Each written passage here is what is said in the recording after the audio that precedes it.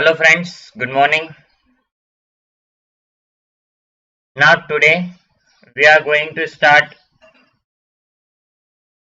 partnership, one of the most interesting topic और साथ ही साथ वेटेज भी इसका काफी अच्छा है। 30 मार्क्स का वेटेज रखता है। ठीक है, तो पूरी पार्टनरशिप 30 मार्क्स का वेटेज रखती है आपकी क्लास 12th में। तो first of all we are going to start the chapter second, fundamentals. ठीक है, अकाउंटिंग पार्टनरशिप के फंडामेंटल्स एक्सप्लेन करने वाले। तो we are going to start the topic partnership. ठीक है, accounting for partnership form fundamentals, this is the name of the chapter. चलो इसका मीनिंग समझते हैं कि पार्टनरशिप क्यों पढ़ते हैं। क्योंकि ये एक एक्ट है। ये एक एक्ट कब बना है? 1932 में, पार्टनरशिप एक्ट 1932। इसके अगर मीनिंग की बात करें तो पार्टनरशिप एक्ट का सेक्शन नंबर 4 बोलता है, as per the section number 4 of the Indian partnership act 1932, partnership is a relation between persons. Partnership क्या होती है? कुछ पर्सन्स के बीच में रिलेशनशिप होती है। कैसी relationship? Who have agreed to share the profits. वो ऐसी रिलेशनशिप होती है कि भाई जो भी हमें प्रॉफिट होगा वो प्रॉफिट का हम बंटवारा करेंगे। सर प्रॉफिट तो होगा, लेकिन वो प्रॉफिट किसका? ऑफ ए बिजनेस, मतलब वो प्रॉफिट बिजनेस का होना चाहिए। वापस से पढ़ते, partnership is a relation between person. ये पर्सन्स के बीच में रिलेशन होती है। क्या रिलेशन होता है? To share the profit. काय का प्रॉफिट? Of A business. अब उस बिजनेस को चलाएगा कौन? तो business carried on by all, या तो सभी जितने भी पार्टनर्स है वो सब मिलकर चलाएंगे, और any of them acting for all, या फिर उनमें से कोई भी सभी के बिहाफ पर काम करेगा। जैसे एग्जांपल, 4 पार्टनर थे, 4 ने बोला, 4 में से 3 ने बोला भाई हमारे तो दूसरे भी बिजनेस है या हमारा दूसरा प्रोफेशन है, हम पैसा तो लगाने के लिए तैयार हैं, लेकिन इसको संभालेगा कौन? तो वो जो चौथा एक पर्सन था वो बोलता है कि ठीक है तुम लोग पैसा लगा दीजिए, तुम तुम्हारा काम करिए, मैं तुम सभी के बिहाफ पे अकेला व्यक्ति रहकर क्या करूंगा? इस बिजनेस को संभाल लूंगा। ठीक है, तो business carried on by all, या तो सभी मिलकर, और any of them acting for all, या फिर वो उनमें से कोई भी। आगे बात समझ में? चलिए अब समझते हैं पार्टनरशिप डीड। वैसे ये सब आपने क्लास 11th में ही पढ़ा हुआ है। ठीक है, एक छोटा सा रिवीजन हो रहा है। पार्टनरशिप डीड, आई थिंक आपको सभी को पता है कि पार्टनरशिप डीड क्या है। तो partnership comes into existence by oral और रिटन एग्रीमेंट। पार्टनरशिप या तो कोई लिखित में होना चाहिए या कोई मौखिक में। It may be oral also, it may be written also, लेकिन but it is better to have a written agreement. लेकिन रिटन एग्रीमेंट बेटर माना जाता है, क्यों? To avoid any dispute. बोलो बात समझ में आई? ठीक है, और ये जो लिखा हुआ डॉक्यूमेंट है, इसी डॉक्यूमेंट को क्या कहते हैं? Partnership deed. This written document is known as the partnership deed. अच्छा, इस पार्टनरशिप डीड में क्या क्या रहता है? It contains all the terms and condition of the partnership. इसमें क्या होता है? सभी टर्म्स एंड कंडीशन लिखे रहते हैं, काय के? पार्टनरशिप के। ठीक है, as it is a legal document, और ये क्या होता है? लीगल होता है, और ये लीगल होने के कारण जितने भी पार्टनर हैं वो उस पर क्या करते हैं, अपने सिग्नेचर करते हैं कि हाँ हमने ये सभी डॉक्यूमेंट्स में जितने भी टर्म्स एंड कंडीशन है हमने सभी पढ़ लिए हैं और हम इस टर्म्स एंड कंडीशन के साथ में आगे पार्टनरशिप करना चाहते हैं। As it is a legal document it is need to be signed by all the partners. बोलिए आ गया समझ में? Okay. Is it essential to have a partnership deed? क्या जरूरी है कि पार्टनरशिप डीड होना जरूरी? मतलब बगैर पार्टनरशिप डीड के आप पार्टनरशिप नहीं कर सकते? तो बिल्कुल ऐसा कुछ भी नहीं है। It is not essential to have a partnership deed. Partnership deed बनाना जरूरी नहीं है, but desire to have a partnership deed बनाना तो जरूरी नहीं है, लेकिन बना लेना ज्यादा फायदेमंद है। क्यों? क्योंकि in the case of partnership deed does not exist, जब पार्टनरशिप डीड नहीं होती है तो उस कारण क्या होता है, कई बार पार्टनर्स के बीच में आपसी मतभेद हो जाते हैं, और अगर आपसी मतभेद हो जाते हैं तो provision of the Indian partnership act 1932 will apply. Partnership deed बनाना जरूरी नहीं है, अगर बनाते हैं तो बहुत अच्छी बात है, अगर नहीं बनाते हैं तो या तो नहीं बनाए या फिर उस पार्टनरशिप डीड में वो वाला पॉइंट लिखना भूल जाए जिस पॉइंट पे उनका आपसी मतभेद हुआ है, तो फिर उस कंडीशन पे पार्टनरशिप एक्ट के प्रोविजंस अप्लाई होंगे। आ गई बात समझ में? पढ़ लेते एक बार। It is not essential but desire to have a partnership deed. In the case of partnership deed does not exist, provision of the Indian Partnership Act 1932 will apply. ठीक है, चलिए। तो अगर प्रोविजंस पार्टनरशिप डीड नहीं बनाई है या वो प्रोविजन नहीं बनाया है तो क्या होगा? Provision affecting the treatment in the absence of partnership deed.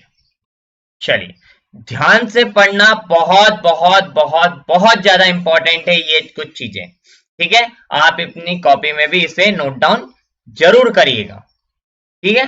तो देखिए, अगर पार्टनरशिप डीड नहीं बनी है तो क्या क्या होंगे, वो कुछ रूल्स एंड रेगुलेशंस यहां पर दर्शाए गए हैं। फर्स्ट, शेयरिंग ऑफ प्रॉफिट या लॉस। प्रॉफिट लॉस कैसे शेयर होगा?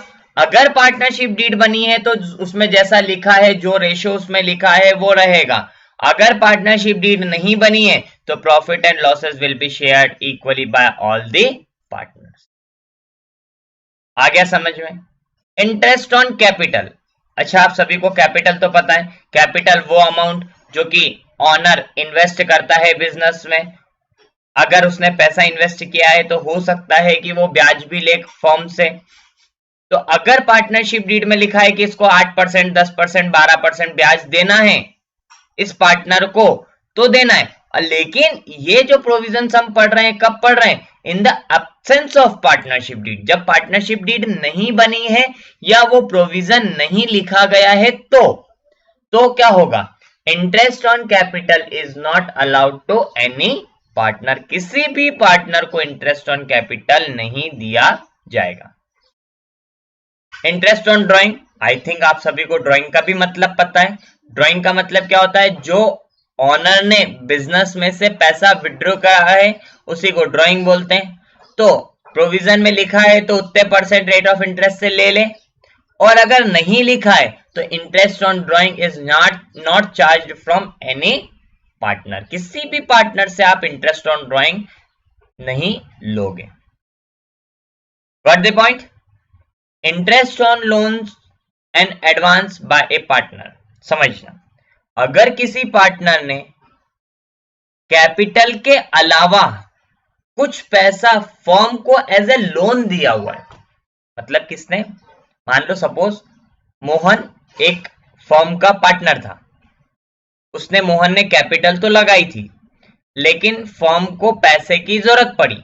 अब पैसे की जरूरत पड़ी तो मोहन ने बोले चलो मेरे पास पैसा है, मैं आपको मतलब फर्म को ये पैसा लोन के तौर पर दे देता हूं। तो उस कंडीशन पे फर्म मोहन को कितना इंटरेस्ट देगा? 6% पर अनम, मतलब पूरे साल भर का 6%। अगर उसने 6 महीने दिया है तो सिर्फ 6 महीने का ही ब्याज देना है, 8 महीने दिया है तो 8 महीने ही ब्याज देना है, मतलब 6% पर अनम। मतलब उसने अगर 1000 रुपए दिए हैं, आ रही बात समझ में? उसने 1000 रुपए अगर फर्म को लोन दिया है तो उसको 60 रुपए साल भर के ब्याज देना है। साल भर का ब्याज 60 रुपए। अगर उसने 6 महीने के लिए दिए होते तो 30 रुपए हो जाते। आ रही बात समझ में? और हाँ, इसमें एक चीज ध्यान रखना, ये अभी अपन पढ़ेंगे कि फर्म को चाहे प्रॉफिट हो चाहे लॉस हो, ये इंटरेस्ट का पैसा तो फर्म को देना ही पड़ेगा। फर्म को चाहे प्रॉफिट हो रहा हो चाहे फर्म को लॉस हो रहा हो, इंटरेस्ट का पैसा तो देना ही पड़ेगा। फर्म देगा पार्टनर को। रेम्युनरेशन टू पार्टनर्स, चलो नेक्स्ट है रेम्युनरेशन टू पार्टनर। रेम्युनरेशन देखो, रेम्युनरेशन मतलब किसी भी टर्म्स में, मतलब सिंपल सी बात है, रेम्युनरेशन का मतलब ये कि फर्म के द्वारा दिया गया पैसा पार्टनर को, तो किसी भी नाम से आप बोल सकते हो। तो रेम्युनरेशन के लिए कुछ नाम मैंने लिखे हुए हैं, सैलरी, कमीशन, बोनस एक्सेट्रा, ठीक है। Is not allowed to any partner, किसी भी पार्टनर को रेम्युनरेशन में सैलरी, कमीशन, बोनस या किसी अदर नाम से कुछ भी नहीं देना है, अगर पार्टनरशिप डीड में नहीं लिखा है तो। लिखा है तो देना है, ठीक है। एडमिशन, अगर कोई नया पार्टनर को आप एडमिट करना चाहते हो तो जितने भी पार्टनर हैं सभी पार्टनर की सहमति जरूरी है। जैसे सपोज करना 10 पार्टनर थे, 10 में से 9 पार्टनर बोल रहे हैं कि सर इसको एडमिट कर ले, हमारा नया पार्टनर बना ले, लेकिन अगर एक पार्टनर भी मना कर जाता है तो आप उसको क्या नहीं कर सकते हो, आप उसको पार्टनर नहीं बना सकते। मतलब पार्टनरशिप में आपको नया पार्टनर बनाने के लिए सभी पार्टनर की सहमति होना जरूरी है। ऐसा नहीं है कि 50% से ऊपर अगर पार्टनर हाँ बोल रहे हैं तो उसको एडमिट कर लेंगे, नहीं। जितने पार्टनर हैं उन सभी पार्टनर ने अगर हाँ बोला है तो किसी एक ने भी अगर नहीं बोल दिया, मना कर दिया कि नहीं सर इसको एडमिट नहीं करना है, तो फिर वो एडमिट नहीं होगा। अगर सभी ने हाँ बोला है तो वो पार्टनर एडमिट हो सकता है। Got the point? सबसे बड़ा एक जो प्रॉब्लम आती है बच्चों को वो ये है, difference between charge against profit and appropriation of profit. देखो पहले समझते हैं फिर इसके एग्जांपल भी लेंगे। चार्ज अगेंस्ट प्रॉफिट और अप्रोप्रिएशन ऑफ प्रॉफिट होता क्या? देखिए सिंपल सी लाइन में समझाता हूं। चार्ज अगेंस्ट प्रॉफिट, बेटा चार्ज अगेंस्ट प्रॉफिट वो चीजें हैं कि अगर प्रॉफिट है तो वो करना है, प्रॉफिट नहीं है तो नहीं करना है। मतलब सर समझ में नहीं आया, चलो एक बार और समझाता हूं। जैसे पार्टनर की सैलरी, अगर प्रॉफिट हुआ है तो पार्टनर की सैलरी, आपके एम्प्लॉय की सैलरी की बात नहीं कर रहा हूं। एम्प्लॉय की सैलरी तो देनी पड़ेगी भाई, वो आपके लिए काम कर रहा है। पार्टनर की सैलरी की बात कर रहा हूं। तो पार्टनर की सैलरी, अगर प्रॉफिट हुआ है तो पार्टनर को सैलरी देंगे, और अगर प्रॉफिट नहीं हुआ है तो पार्टनर को सैलरी नहीं दी जाएगी। ये चीजें हैं charge against profit, sorry appropriation of profit. समझना एक बात, अगर देखो दोनों सैलरी अपन लेते हैं, दोनों का सैलरी का एग्जांपल लेते हैं। एक हो गई पार्टनर की सैलरी और एक हो गई आपके एम्प्लॉय की, कर्मचारी की सैलरी। सपोज करना कि अगर प्रॉफिट अच्छा हुआ तो आप पार्टनर को भी सैलरी दोगे और आप अपने कर्मचारी को भी सैलरी दोगे। प्रॉफिट हुआ है, सैलरी दोनों को देंगे। लेकिन बाय द चांस आपको प्रॉफिट नहीं हुआ तो आप अपने एम्प्लॉय को ये नहीं बोल सकते कि प्रॉफिट नहीं हुआ आपको सैलरी नहीं मिलेगी। आपको अपने एम्प्लॉय को सैलरी तो देनी पड़ेगी, लेकिन आप अपने पार्टनर को सैलरी नहीं दोगे। बोलिए, बात समझ में आई? तो चार्ज अगेंस्ट प्रॉफिट वाली वो चीजें हैं कि जो करना कंपलसरी है, देना कंपलसरी है, मतलब प्रॉफिट हो या ना हो उससे कोई फर्क नहीं पड़ता। लेकिन अप्रोप्रिएशन ऑफ प्रॉफिट मतलब अगर प्रॉफिट हुआ है तो देना है, नहीं तो नहीं देना है। बोलो, बात समझ में आई? प्रॉफिट हो नहीं हो देना है, इसका मतलब चार्ज अगेंस्ट प्रॉफिट। प्रॉफिट हो तो ही देना है, इसका मतलब अप्रोप्रिएशन ऑफ प्रॉफिट। बोलो, इतना समझ में आ गया? अपन डिफरेंस पढ़ते हैं। Difference, nature. Charge against profit में देखिए, इट इज एन एक्सपेंस, ये हमारे लिए खर्चा होता है, हेंस डिडक्टेड फ्रॉम रेवेन्यू। और ये हमारी रेवेन्यू मतलब हमारी सेल्स जो आती थी ना, पी एंड एल अकाउंट बनाते थे हम, याद कीजिए 11th क्लास में पी एंड एल अकाउंट बनाते थे। तो जो हमारी सेल्स, हमारी इनकम रहती थी, उस इनकम में से ये खर्चा हम पी एंड एल अकाउंट में डेबिट साइड डालते थे। तो it is an expenses hence deducted from revenue, revenue में से डिडक्ट किया जाता है। क्यों डिडक्ट करते हैं? To determine the net profit और लॉस फॉर द ईयर। आ गई बात समझ में? अब ध्यान से समझिए। क्लास 11th में आपके पास आप पी एंड एल अकाउंट बनाते थे, अपने माइंड में पी एंड एल अकाउंट का फॉर्मेट बनाइए। उसमें सबसे लास्ट में निकल कर आता था आपका नेट प्रॉफिट। नेट प्रॉफिट निकल कर आया, उस नेट प्रॉफिट को आप डायरेक्ट क्या करते थे? कैपिटल में एड ऑन कर देते थे। उस नेट प्रॉफिट से आप क्या करते थे? कैपिटल बढ़ा देते थे। क्यों बढ़ा देते थे? क्योंकि सर जो प्रॉफिट हुआ है वो ऑनर का ही तो है, और वहां पर ऑनर एक था, सोल प्रोपराइटर। लेकिन यहां पर जो प्रॉफिट निकला है बेटा, वो एक अकेले व्यक्ति का नहीं है, यहां पर डिफरेंट डिफरेंट पर्संस का है। मान लो वहां पर 4 पार्टनर है, तो चारों का उसमें प्रॉफिट में हिस्सा है। बराबर है नहीं है ये फर्क नहीं पड़ता। हो सकता है किसी को ज्यादा मिलना हो, किसी को कम मिलना हो। किसी ने कैपिटल ज्यादा लगाई हो तो वो ज्यादा प्रॉफिट मांग रहा हो, किसी ने कैपिटल कम लगाई हो तो कम मांग रहा हो, कोई ज्यादा काम करता है इसलिए ज्यादा प्रॉफिट मांग रहा हो। तो चार्ज अगेंस्ट प्रॉफिट, ये वो खर्च है। चार्ज अगेंस्ट प्रॉफिट में देखिए, it is an expenses hence it is deducted from revenue, revenue में से डिडक्ट किए जाते हैं। क्यों? ताकि हमें नेट प्रॉफिट या नेट लॉस निकल कर आ जाए। अप्रोप्रिएशन ऑफ प्रॉफिट, अब अप्रोप्रिएशन ऑफ प्रॉफिट मतलब अब आपका नेट प्रॉफिट तो निकल गया बेटा, पी एंड एल अकाउंट तो बन चुका है। अब जो प्रॉफिट आया है ना, उसका बंटवारा किसमें? पार्टनर्स के बीच में। जो प्रॉफिट निकल कर आया है वो प्रॉफिट का बंटवारा किसके बीच में? सिर्फ पार्टनर्स के बीच में। अब आप अपने एम्प्लॉयज को नहीं देंगे, क्योंकि एम्प्लॉयज को तो आपने ऑलरेडी दे चुके हैं। एम्प्लॉयज को जो आपने पैसा दिया है वो आपने खर्चा ट्रीट कर चुके हैं, और वो अपने पी एंड एल अकाउंट में डाल चुके हैं। पी एंड एल बनने के बाद हमारा नेट प्रॉफिट आया है। अब जो नेट प्रॉफिट आया है ना, वो नेट प्रॉफिट आप किसको बांटेंगे? आप अपने पार्टनर्स के बीच में बांटेंगे। तो वही कहलाता है अप्रोप्रिएशन ऑफ प्रॉफिट। आ रही बात समझ में? तो पढ़िए, it means distribution of new profit for the year. जो नया प्रॉफिट निकला है वो प्रॉफिट को डिस्ट्रीब्यूट करना अमॉन्ग द पार्टनर्स, किसके बीच में? पार्टनर्स के बीच में, under different heads as per partnership deed. Sir ये क्या है under different heads as per the partnership deed?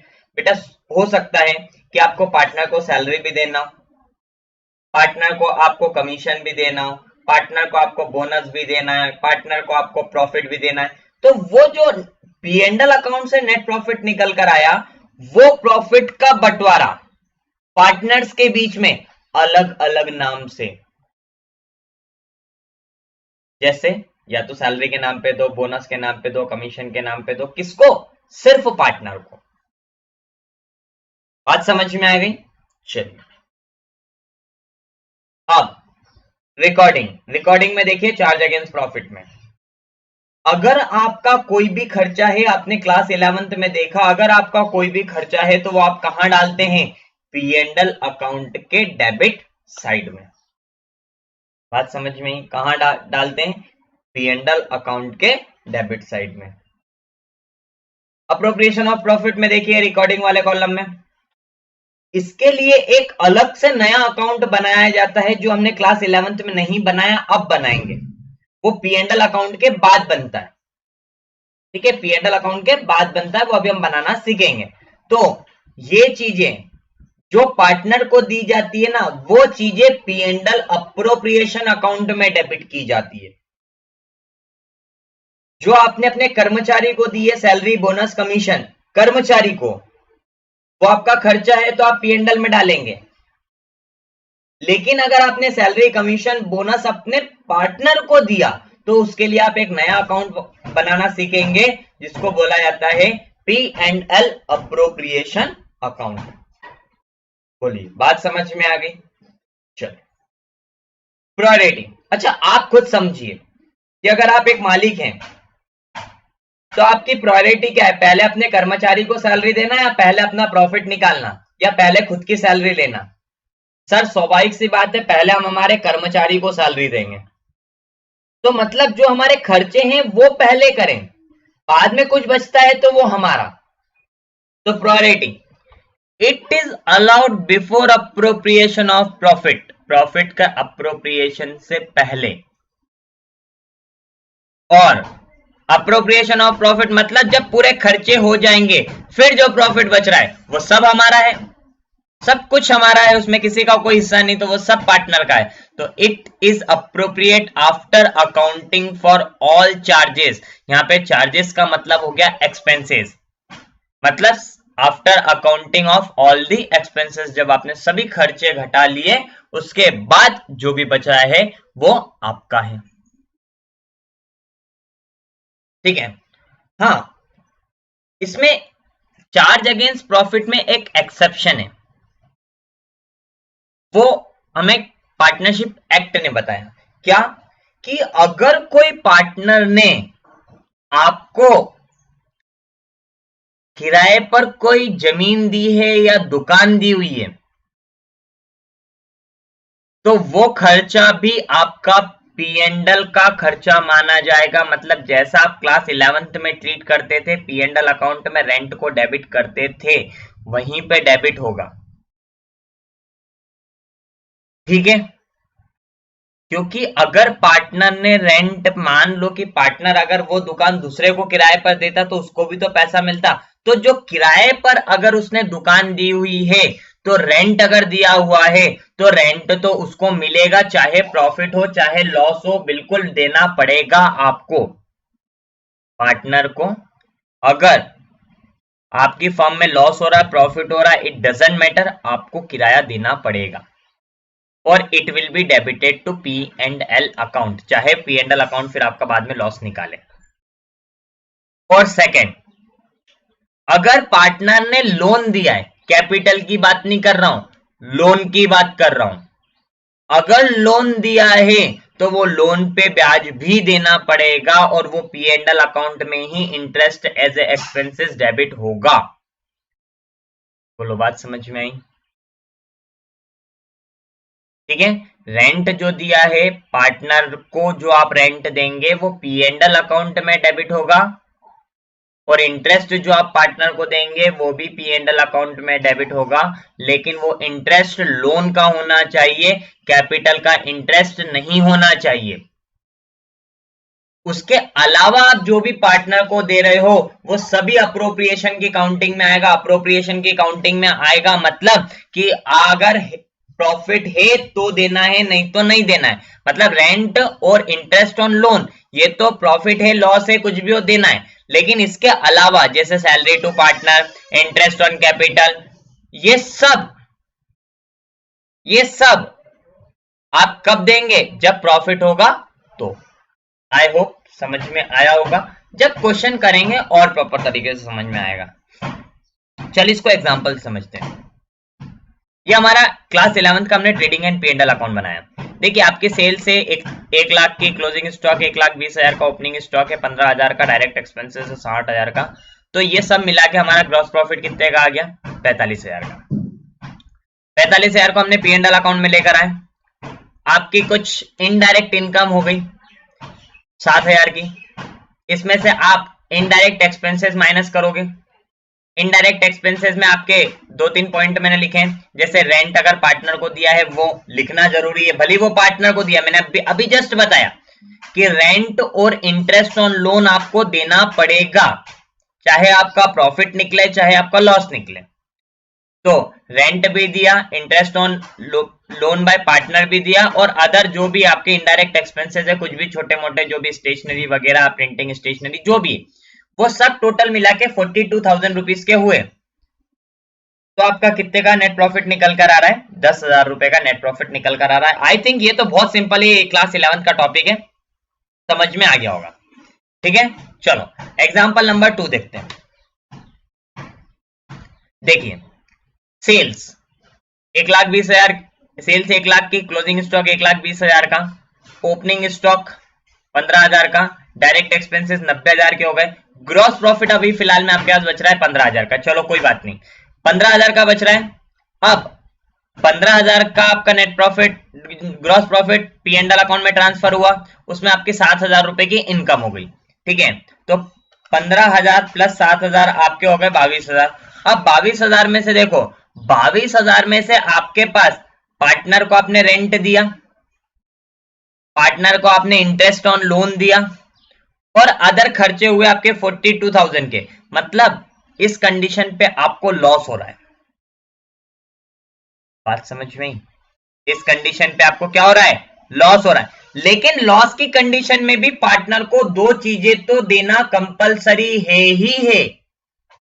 Partner को रेंट देना जरूरी है और पार्टनर को इंटरेस्ट ऑन लोन देना जरूरी। हाँ, अगर सैलरी का कोई होता है कि सैलरी भी देना है पार्टनर को, तो वो नहीं देते, क्योंकि सर ऑलरेडी हमारा बिजनेस लॉस में, हम पार्टनर को सैलरी नहीं देंगे, पार्टनर को कमीशन नहीं देंगे, पार्टनर को बोनस नहीं देंगे, क्योंकि हमारा बिजनेस लॉस में चल रहा है। हाँ, लेकिन बिजनेस लॉस में चल रहा है तो भी रेंट और इंटरेस्ट ऑन लोन तो आपको पार्टनर को देना ही पड़ेगा। चलिए एग्जांपल नंबर 3 देखते हैं।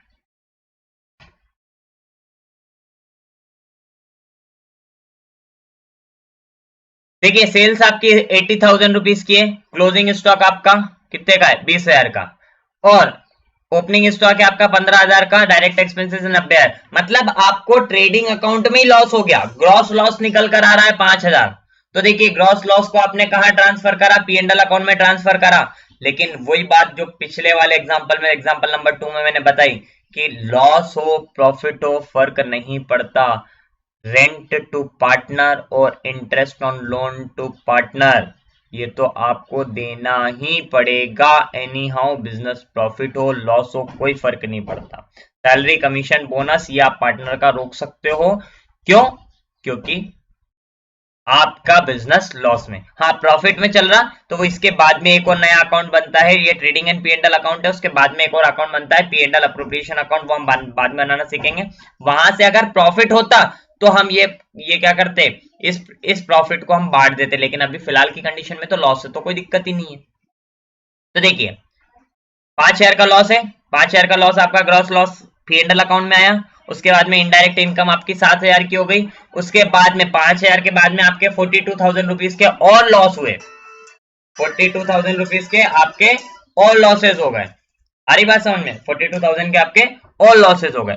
लेकिन भाई रेंट और इंटरेस्ट ऑन लोन तो देना जरूरी है, क्योंकि these are charge against profit, ये प्रॉफिट के अगेंस्ट पे चार्ज होते हैं, मतलब प्रॉफिट से फर्क नहीं पड़ता, ये तो देना ही है। तो आपका नेट लॉस 40,000 और ये 40,000 जो है पार्टनर के एग्रीड रेशियो में बढ़ जाएगा, वो हम बाद में देखेंगे। बोलो, आई होप आप लोगों को समझ में आ गया होगा। ठीक है, ओके, थैंक यू।